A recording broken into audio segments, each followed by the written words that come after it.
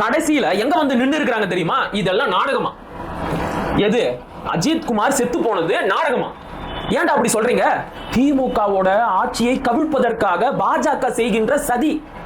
யார் சொல்றா? ஒரு ஊபி வெக்கமே இல்லாம யூடியூப்ல உட்காந்துக்கிட்டு பேசுறாரு. அவரோட பேரை சொல்லக்கூடாதுன்னு பாக்குறேன். சரி, இருந்தாலும் பரவாயில்ல. அதான் சக்தீஸ்வரன் எடுத்த வீடியோவை நாம எல்லாரும் பார்த்துட்டோமே, தமிழ்நாடே பார்த்துருச்சு. இன்னும் ஏன் நீதிபதியே பார்த்துட்டாரு. அந்த 5 காவலர்களால இதுக்கப்புறம் தப்பிக்கவே முடியாது.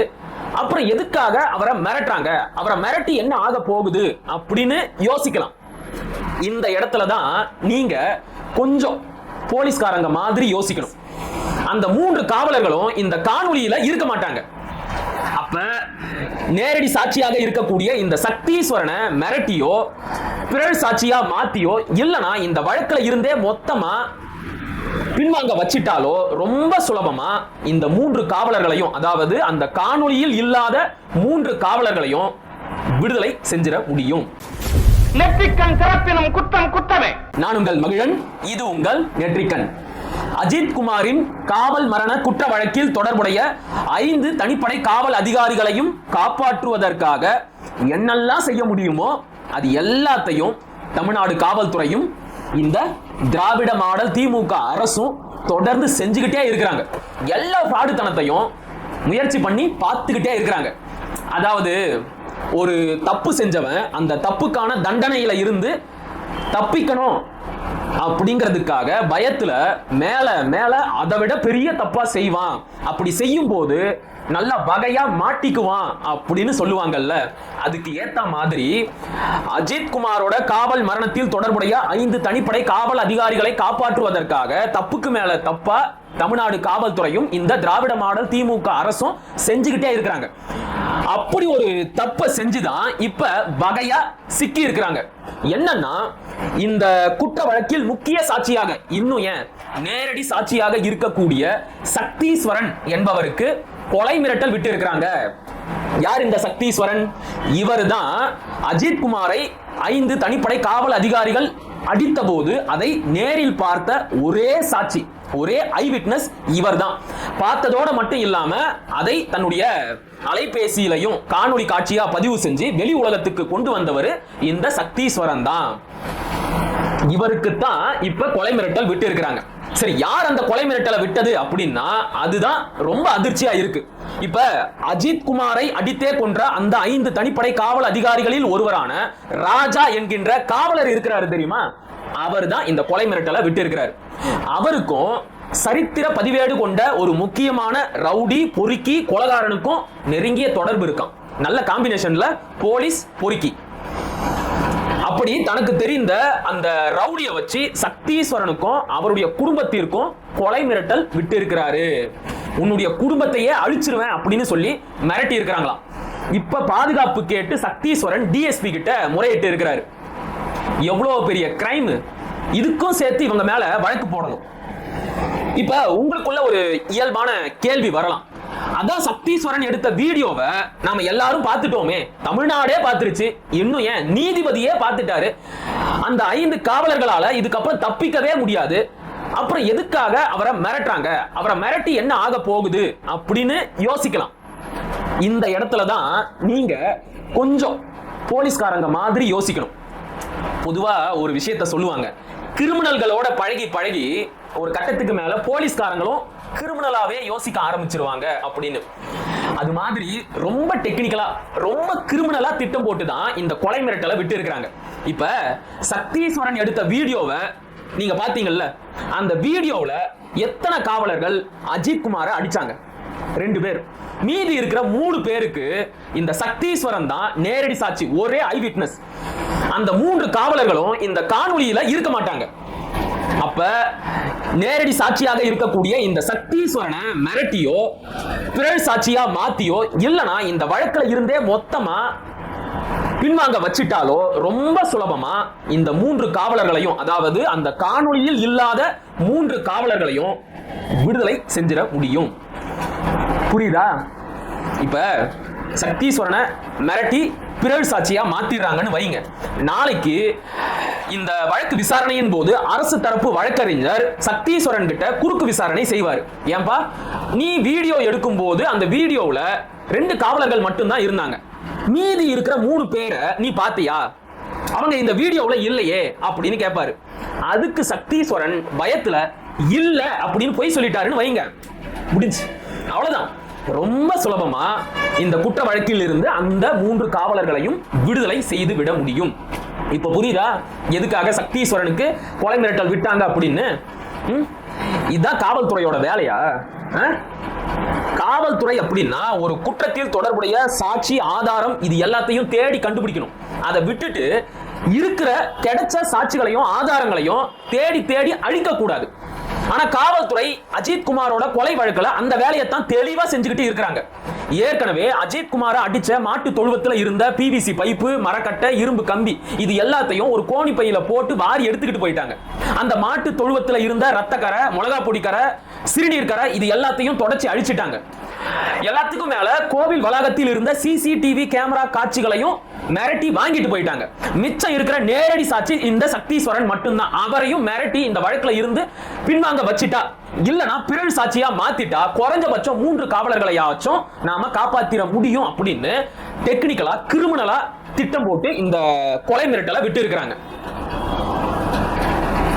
தமிழ்நாடு காவல்துறை இப்படிதான் செயல்படுது, அப்படிதானே? எந்த நம்பிக்கையில நாளைக்கு பொதுமக்கள் வந்து காவல்துறை கிட்ட புகார் கொடுப்பாங்க?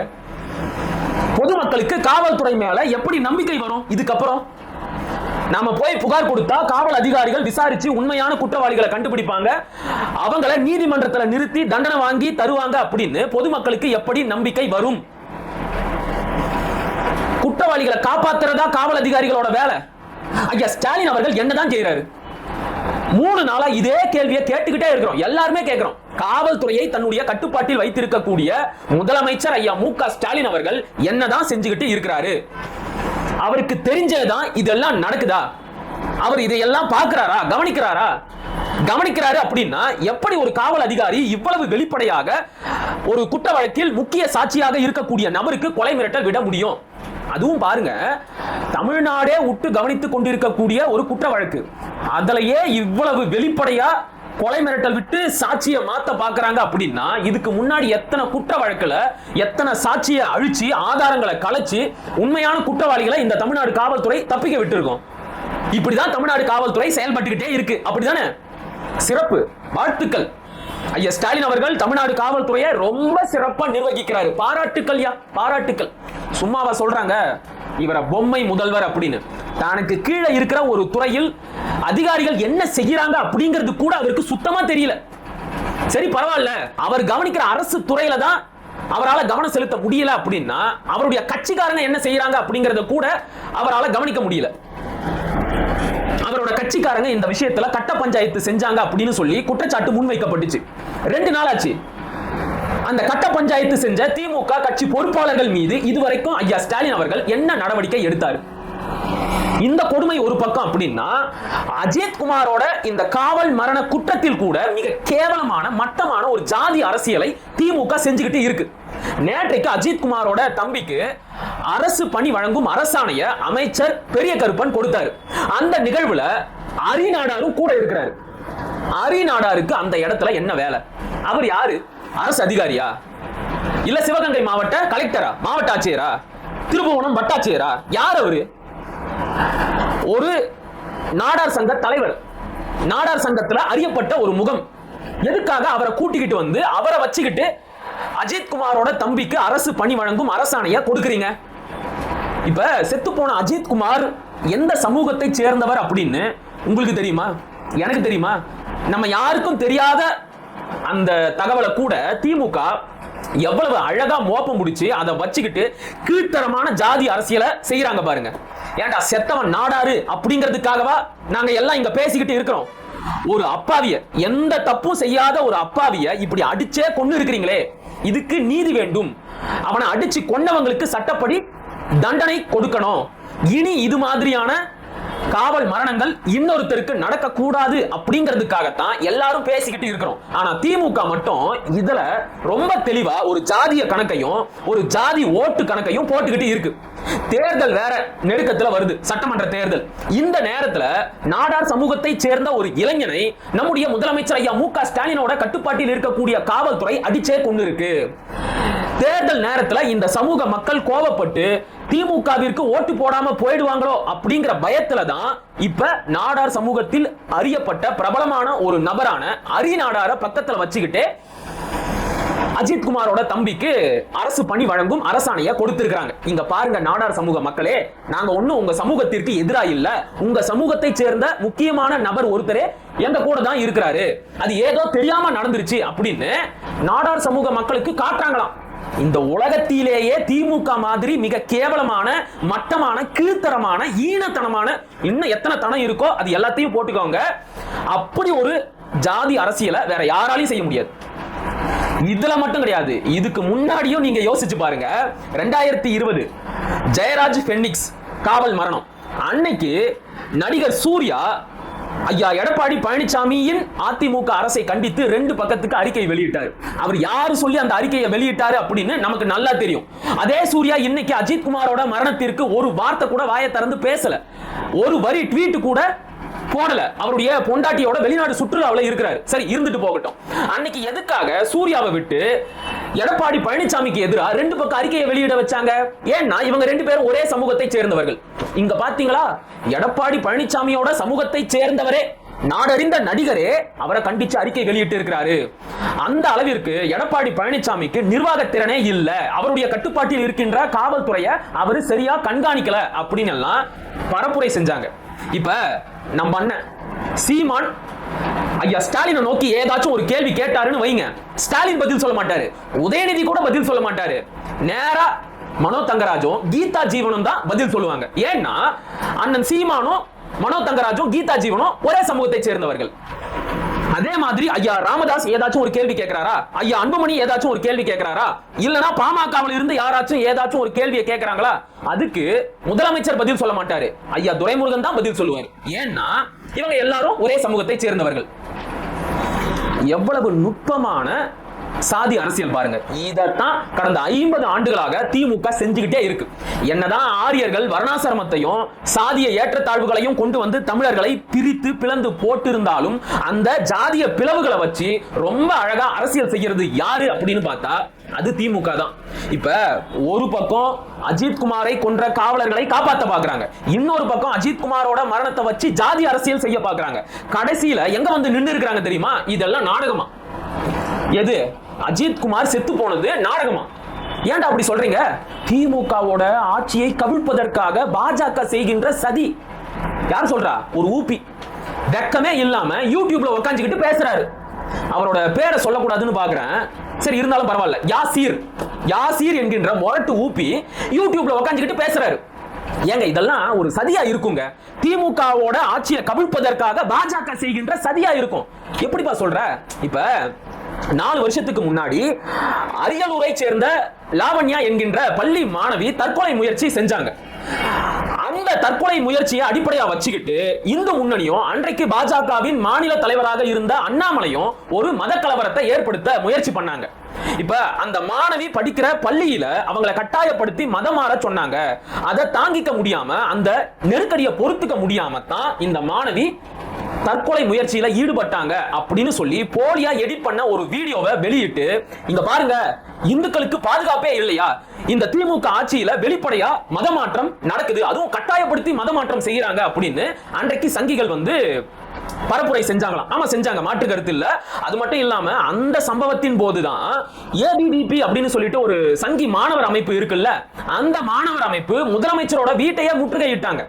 அதே மாதிரி தான் இப்பயும் அஜித் குமாரோட காவல் மரணத்தை நாடகமா செட் பண்ணி, எப்படி ஒருத்தனை கொலை பண்ணிட்டு அதை நாடகமா செட் பண்ணி, இங்க பாத்தீங்களா ஸ்டாலினோட ஆட்சியில காவல்துறையே ஒரு அப்பாவியை அடிச்சு கொண்டு இருக்கு அப்படிங்கிற பரப்புரையை முன்னெடுத்து திமுக ஆட்சியை கவிழ்க்க பாக்குறாங்கன்னு சொல்றாரு. என்ன சொல்றதுன்னே தெரியல. ஏதாச்சும் கெட்ட வார்த்தையில திட்டிடுவோம் போல. நல்லா வருது வாயில. ஏண்டா சோறு தான் சாப்பிடுறீங்களா? இந்த கேள்வியை எத்தனை முறை தான் கேட்கறது? இந்த ஊப்பிக்கல் எவனுக்குமே சூடு சொரண மானம் ரோசம் வெக்கம் மானம் இது எதுவுமே இருக்காது போல. காலையில எந்திரிச்ச உடனே சோறு திங்கிறதுக்கு பதிலா குப்பமேட்டுல போய் கண்டதையும் மேஞ்சிட்டு வருவானுங்க போல. அதனால தான் மூளைப்பூரா இப்படி எல்லாம் யோசிக்குது. ஏன்டா டேய், ஒரு அப்பாவி, எந்த தப்பும் செய்யாத ஒரு அப்பாவிய அநியாயமா அடிச்சே கொண்டு இருக்கு காவல்துறை. அத கூட நாடகம் அப்படின்னு எப்படி உங்களால எல்லாம் வாய்க்கூசாம பேச முடியுது? முட்டு கொடுங்கடா, வேணான்னு சொல்லல, அதுக்கு இப்படியா? இதை மட்டும் தன்னுடைய மகனை இழந்து விட்டு கதறி அழுது கொண்டிருக்கின்ற அஜித் குமாரோட அம்மா மட்டும் கேட்டு இருந்தாங்க அப்படின்னா எவ்வளவு வருத்தப்பட்டு இருப்பாங்க. இவனுங்களை சொல்லி தப்பே கிடையாது. இவங்களுக்கு ஓட்டு போட்டு ஆட்சி அதிகாரத்துல உட்கார வச்சாங்க தெரியுமா இந்த தமிழ் மக்கள். அவங்கள சொல்லணும். எவ்வளவு சொன்னாலும் அவங்களுக்கும் புத்தி வர போறது கிடையாது. எவ்வளவு கழுவி ஊத்தினாலும் இந்த நாய்களும் திருந்த போறது கிடையாது. என்னமோ ஒண்ணு, மேலும் மேலும் இந்த வழக்கு தொடர்பா வருகின்ற தகவல்களை எல்லாம் கேட்கும் போது அவ்வளவு அதிர்ச்சியா இருக்கு. அதை பத்தி எல்லாம் இன்னொரு காணொலியில விரிவா பார்க்கலாம். இப்போதைக்கு இந்த காணொலியை முடிச்சுக்கலாம். மீண்டும் ஒரு காணொலியில் சந்திப்போம். அதுவரை இணைந்திருங்கள். இது உங்கள் நெற்றிக்கன், நான் உங்கள் மகிழன். படிப்போம், பகிர்வோம், பயன்பெறுவோம், கற்போம், கற்பிப்போம், களமாடுவோம். தமிழ் வெல்க, தமிழர் வாழ்க, தமிழ்நாடு வளர்க, தமிழ் தேசியம் மலர்க, மலர்க, மலர்க. நன்றி, வணக்கம்.